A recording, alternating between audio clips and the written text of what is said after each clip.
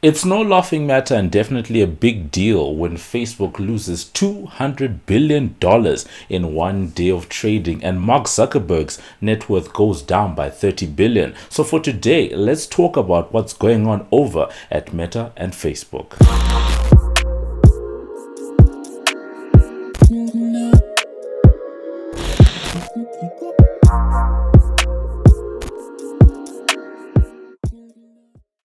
Hey, what up? It's your boy MobbJustice back again with another video, and for today we do get into news that Facebook has started losing users for the first time in its 18-year history, which sent shares plunging earlier this week. As always, this video is brought to you by the team over at Liyon Media. Head on over to check out some of the crispiest photo, video and audio content. That's www.lionmedia.com. Head on over, check it out and just see what the team can do for you. To get into the news this week, we actually saw a number of big tech companies reporting their earnings for the quarter to end December 2021.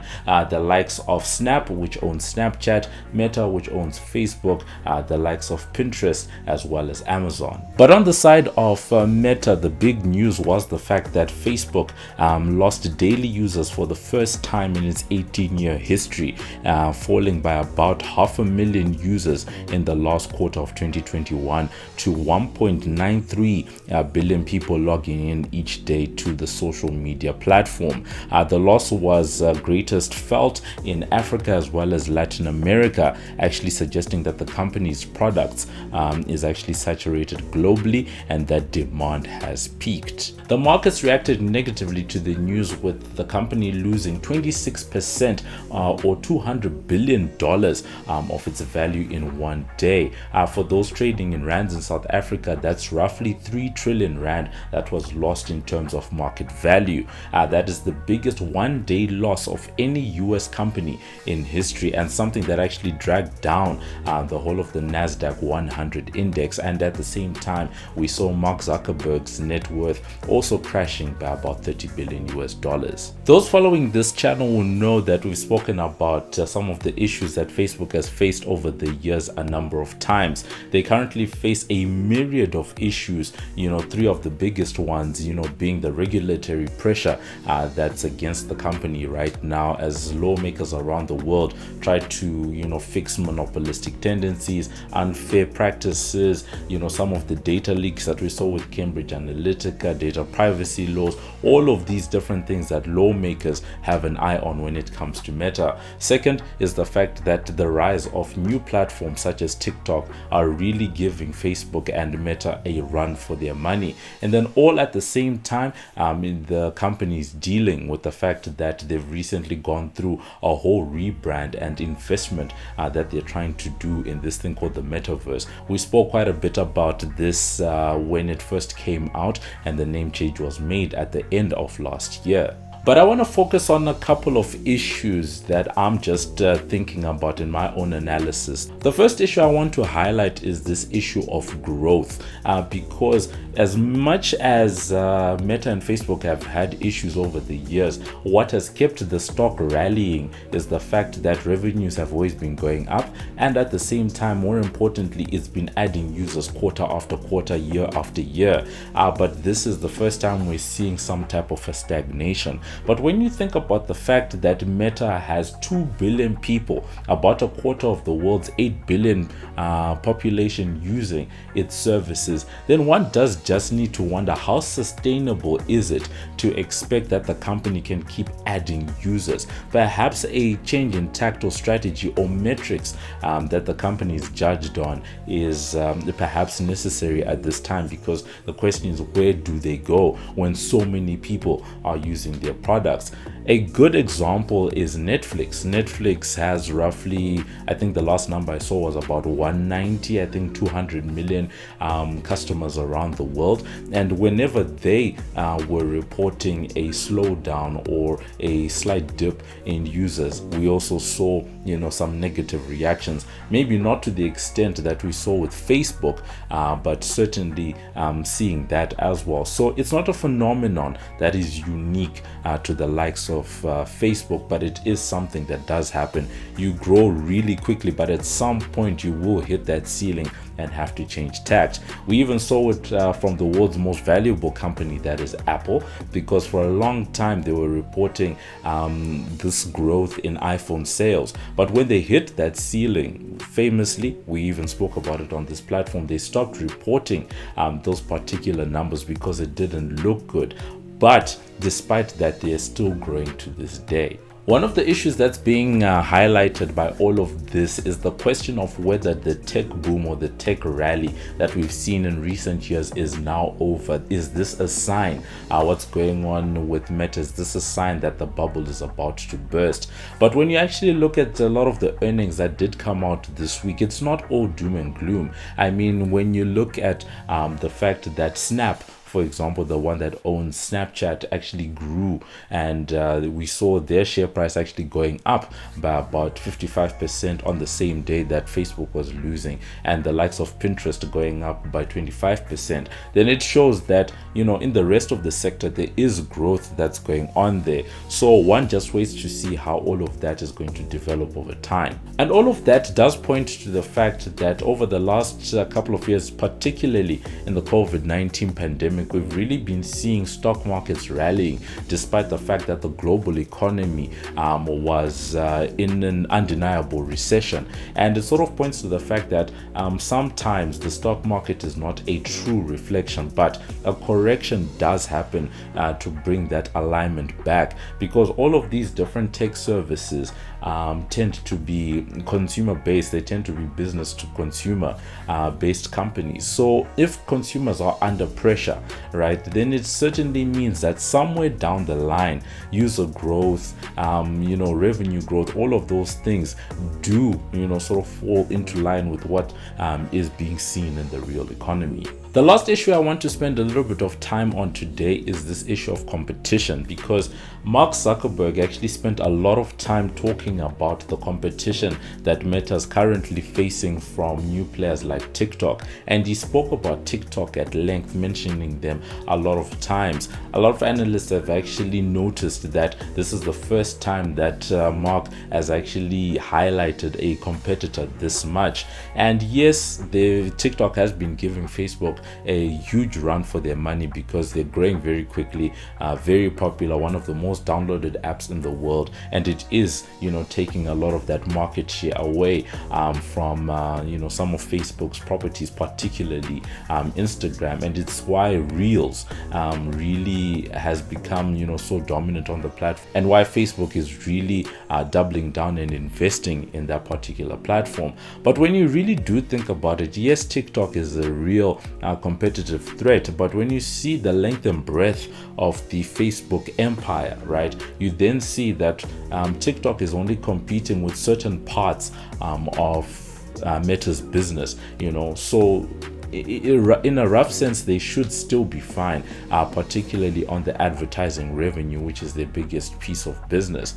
But the other thought that I have around this competitive factor is that because Mark is highlighting this TikTok thing so much, it makes one think that perhaps they're just trying to send a message to the market, and particularly to regulators, to show that they really aren't this big monopoly that they've been made out to be, particularly when you think about the regulatory pressure that's on the company right now. So I'd actually think that they're trying to play the long game at the moment, and just try to preempt some of these things. Yes, there will be a negative reaction in the markets here and there, like what we saw this week, but over time perhaps it might be one of those things that bodes well for them in terms of some of that long-term thinking. So we've highlighted the issues, and for now I just want to focus on a couple of the fixes. Now, I'm no expert into how Mark and his team are going to be able to steer this ship, but I can point to maybe one or two areas that could possibly help the company to perhaps get over this particular speed bump. The first one is the issue of growing that user base. Yes, they have 2 billion users, but there's more people that they could potentially get, especially when you look at markets such as India, such as the African continent and other emerging markets. The biggest issue there is a connectivity issue, and we've actually seen a number of big tech companies actually coming in, like Google, like Facebook, coming in and actually investing in connectivity.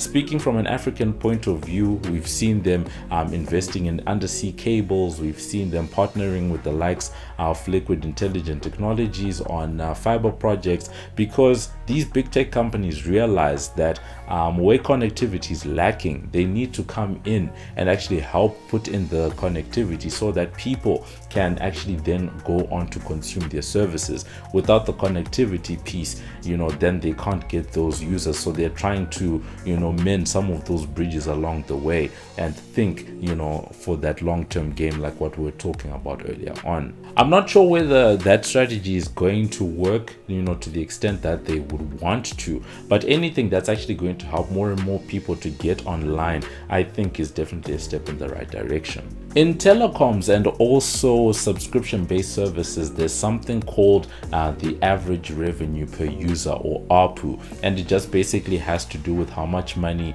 a company is able to get from each one of their customers over a given period of time, usually a year.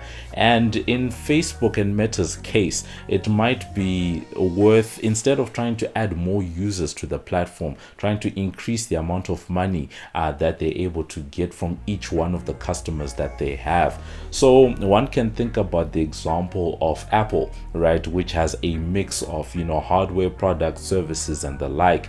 We spoke earlier on about the fact that Apple actually stopped reporting iPhone sales, which used to be a big chunk of their business, and which still is, but they've actually been able to actually increase the amount of money that they have from each one of their users around the world. We've spoken about the Apple ecosystem, because you have iPads, you have iPods, you have iPhones, you have MacBooks, you have all of these different products, Apple TVs, and you get all of these devices into people's hands. And instead of getting people to upgrade their devices over time, instead you get them to now start subscribing for services such as your iCloud, such as your Apple TV Plus, such as your Apple Music. All of these things start increasing the amount of money that Apple is actually able to get from each one of its customers around the world. And perhaps Meta could use a similar strategy, where instead of focusing on adding more people,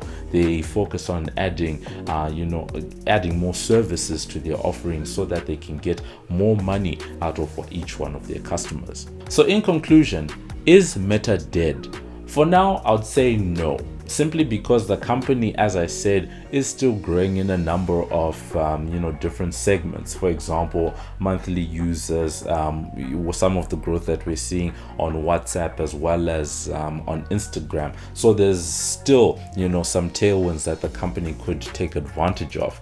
That said, some investors have actually expressed concern that the name change that we saw last year was probably not the best move, and that what happened this past week is a culmination that also includes the fact that they've named themselves after a platform that has not yet been proven yet, that is the metaverse. As we spoke about earlier on, perhaps this is all a sign that the current tech bubble is about to burst, or is in the process of bursting, but only time is going to actually tell how all of that actually happens. And then the last bit is something that I'm actually keen and interested to see, is what's actually going to happen with the different stakeholder groups that Meta actually has. For example, because there's been this big crash that we're seeing now, are the consequences big enough to make talented employees that these Silicon Valley companies fight over actually leave the company?